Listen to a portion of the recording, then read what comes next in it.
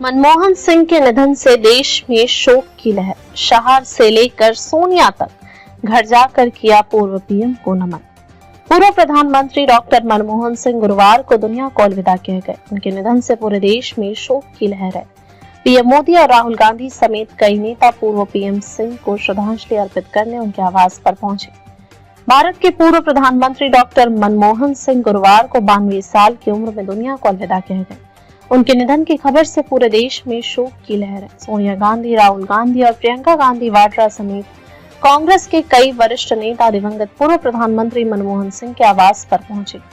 वहीं प्रधानमंत्री नरेंद्र मोदी, केंद्रीय गृह मंत्री अमित शाह, केंद्रीय मंत्री जेपी नड्डा भी श्रद्धांजलि देने उनके आवास पर पहुंचे।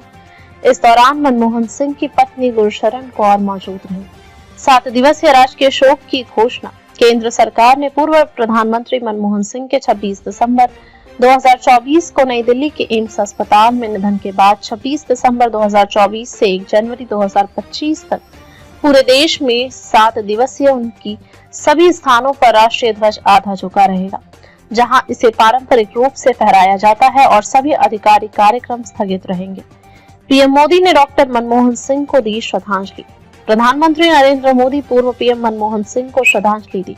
इससे पहले उन्होंने शोक संदेश में कहा, पूर्व पीएम मनमोहन सिंह का जीवन देशवासियों के लिए प्रेरणा स्रोत रहा। एक अर्थशास्त्री के रूप में उन्होंने अलग अलग स्तर पर भारत सरकार में सेवाएं दी। उन्होंने रिजर्व बैंक के गवर्नर के रूप में सेवाएं दी। पूर्व पीएम पीवी नरसिम्हा राव की सरकार में वित्त मंत्री रहे और देश में आर्थिक उदारीकरण की नींव रखी।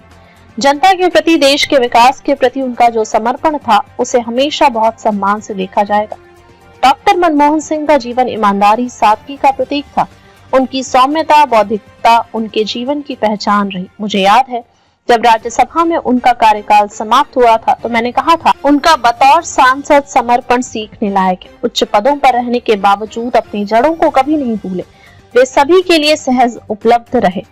जब मैं मुख्यमंत्री था तो मनमोहन सिंह के साथ राष्ट्रीय और अंतर्राष्ट्रीय मुद्दों पर खुले मन से चर्चा होती थी।